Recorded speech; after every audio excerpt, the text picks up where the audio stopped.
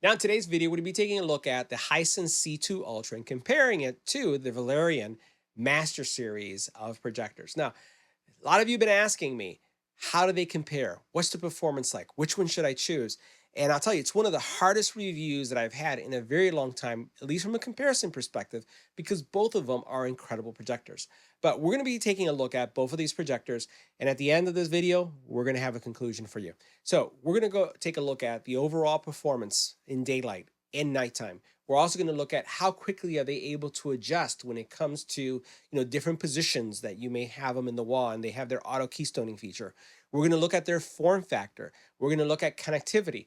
We're also going to look at the operating system, and then we're going to conclude where do we fall. There's a lot to love about these projectors, but one of them is just going to edge on top of the other. So let's get right to it. So which projector is best for you? Well, it really is going to come down what's important to you. So if you're looking at gaming, the Valerian has the best low latency experience that I've seen between the two projectors. If you're looking at audio experience, I have to say that I think that the C2 Ultra has a more robust sound signature. It is more immersive. It has better bass. That's the difference if that's something that you're interested in. Now, when it comes to overall video performance, given the brightness, also the black level enhancements, given again just the overall performance that we've been seeing, even with the pre-production unit as this one is, because this is not the final unit, the actual Valerian, I think, is just slightly ahead of the C2 Ultra. Now, one of the things that the C2 Ultra has ahead of the Valerian is the gimbal system. I think that that's a very flexible solution, and I love the fact that you can rotate, adjust the projector very easily. But to even out the playing field, let's face it, they both have auto keystoning. And you saw in my setup, I had them both on the floor, which is probably the worst place to put a projector, but they both looked amazing. Now, the last thing I will say is the operating system. I'm sorry, I'm a Google TV fan. I love the fact that the Valerian has Google TV built in. And I would say that because of that, it also gives it an extra edge. So for those reasons, I'll say that the Valerian has a slight edge above the C2 Ultra. But again, if you're looking for audio, the actual C2 Ultra has better audio. If that's not as important to you as everything else, then I would say the Valerian is actually the pick. Now we have both projectors on the floor right next to each other, and they're pointing towards the same screen. This is the C2 Ultra. So what it's first going to do is it's going to kind of take a picture or expand itself to be able to show the entire wall area. It's going to throw this pattern at the wall. And not only is it going to adjust it to the size of my screen, as you're going to see in a couple seconds, but it's also going to focus the screen. So you notice how it comes down, and then it basically does kind of like this magic to bam, fit on the screen. And then it's going to go into focus. This process does take 38 seconds. Now, 38 seconds isn't a long time, but as we go into the Valerian, going to go through the same process. It's basically going to expand to cover my entire wall. It's going to throw a pattern on the wall. I find that the Valerian is 28 seconds in length. So it is actually 10 seconds faster than the C2 Ultra. So you notice it's doing the same thing. It's going to lock in to the picture, to again, my screen, which both of them do a fantastic job. And then you're ready to view. Now, this is where we had both projectors during our testing process. And you can see they're literally on the floor. I didn't really give too much care as to how they were positioned, just that they would be in front of the screen, not even in the center of the screen. And at first, when you see this, you're going to say, why would you test projectors this way?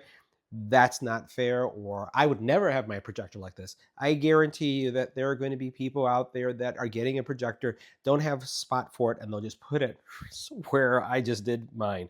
I didn't really care about if they were in the center. I didn't care if it's too far to the left or to the right. And I just said, let me just put it right here and see how well they both perform. And you saw how well they did. Now next, let's take a look at both of these projectors, the C2 and the Valorian, and look at the form factor. And there are some differences here. And this may drive your buying decision to lean towards one versus the other. First thing I wanted to highlight is that the C2 Ultra has a gimbal type implementation, which means it's very easy to turn around and move. Positioning the projector is effortless. You can tilt, you can move it to the left or to the right. It literally is going to give you the ultimate in flexibility when it comes to positioning in your room. In addition to that, at the very bottom, It does have a speaker. And what I found of the two projectors, that the actual C2 Ultra basically has the best, most robust, I would say, full sound because of the size of the speaker that it has here. And it's just even for music. So in watching movies, if you were looking for something that's going to be a total solution, this has a slight edge over the Valerian. Now, I'm not saying that this sounds tingy. I'm not saying that this sounds, like it doesn't have enough power. It's just that this one actually got ahead of it somewhat. Now, when you look at the Valerian, it's also a very unique style. It doesn't have the flexibility that you see here in the C2 Ultra, but does have a very striking look. It's a heavy, heavy projector. So actually moving the projector, it is like lifting weights, I would say, almost. So I'm going to go ahead and come on the side here and kind of lift it up. So, I just don't know where to grab it. So I just grab it the way you saw me grab it. And if you're going to position it, you'll just position it by moving it this way or moving it this way.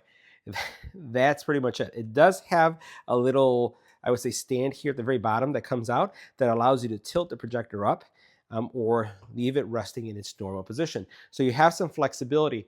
Now, both of these projectors are going to have stands. So you do have a stand that you can purchase with the C2 Ultra, and there's also a stand here for the Valerian that will allow you to prop them up and have them off of the floor. Now, the stand themselves are weighted stands, so there's no fear of having them topple over or someone inadvertently bumping into them and your projector crashing to the floor. Someone would have to hit it rather hard or push it in order to knock it over, in my experience. So both of them, again, have different implementations when it comes to how they position, how they approach, again, the actual alignment. But you saw that the auto keystoning solution on both of them is pretty spectacular. Now, both of these projectors are going to give you a lot of connectivity, but realize that both of these projectors also have built-in operating systems that allow you to stream out of the box. I personally prefer the operating system that comes with the Valerian because it's standard, it's true Google. The VitaOS is capable, but I just prefer Google. That's my personal preference. If you don't care for the operating system like Google, and you're going to put it let's say an Apple TV or an Amazon Fire Stick, then it really doesn't matter what operating system it has. But if you're looking for an out-of-the-box, I'm just going to use the projector to stream, both of them will do it. It comes down to operating system preference and experience. My home is a Google home, so I choose to have something more like this because of it, but you will get the same apps. So you don't have to worry about Netflix, you won't have to worry about Amazon Prime, you won't have to worry about Apple TV, Disney, all of them are there in each one of them. It's just a different implementation of the operating system. I'd say that what they did with the VitaOS is that they've made it, I would say, clutter-free. There's a lot more optionality. There's a lot more navigation that you are required to go through in order to get it done on the Google OS, but the Vita is just a little bit simpler. Now, in the back of the projector, we'll cut to the chase and share what is different between these two. First thing that you're going to see is that here with the Valerian, you do have 3 HDMI. When you look at what's going on here with the C2 Ultra, you only have 2. How important that is to you, you'll have to decide, but that's a difference. The other thing is you do have 2 USB ports on each one, but here you have only USB 3.0, and over here you have USB 2 and USB 3. And you may favor one that has the more modern USB standards, or one that has an older version and a newer version. Both of them have HDMI if you want to do a direct HDMI, and both of them on the bottom have mounting options, which we'll see next. The power button is found for the Valerian here, and then the power button for the C2 Ultra is found here. Now, both projectors have mounting options, so you notice that you have a screw for mounting here, and you have also a screw for mounting here. This one does have adjustment feet, and this one allows it to come out to either tilt the projector from the rear. This one has no tilting on the base because it's built into the gimbal. Now, both of these projectors operate very quietly. If it comes to noise, if you're concerned about it interrupting your viewing experience, you don't have to worry about that.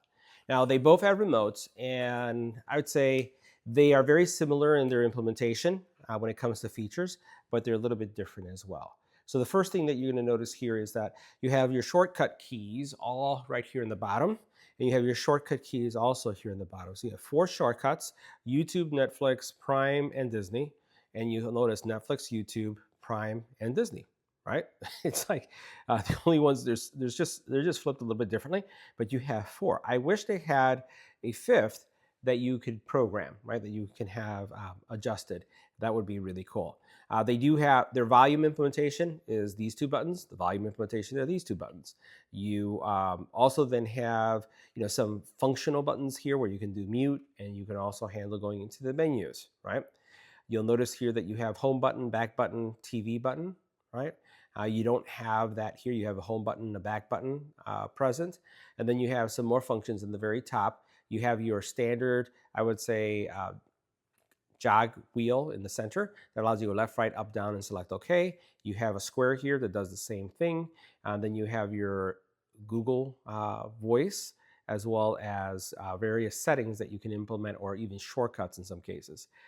This one, for example, has your focus button, also your selection for your source, and this one also has that AI feature that I really like. Now, we have seen in other Hisense projectors AI, especially in the PX3 Pro, but we haven't really seen that in this model as of yet. So is there a remote that I prefer? Stylistically, I prefer this remote. Functionally, they both are functional. Now, the next thing we'll talk about are the power adapters. And this is the C2 Ultra power adapter. It's large, it requires power.